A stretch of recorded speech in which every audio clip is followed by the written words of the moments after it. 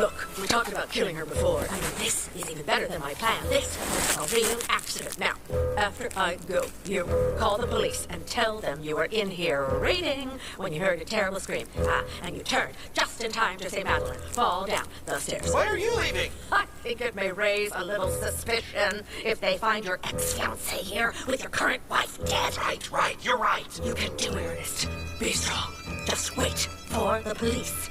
As soon as they arrive, they'll assume that she fell. Then the coroner will take her and you come to my hotel. But don't focus if you call them the police. I come as well, but if you don't, it will be perfect, Ernest. Everything is perfect, Ernest. Everything is perfect. La la la la la la la la la la. Why don't you lie with me, Ernest? Helen, you pushed me down the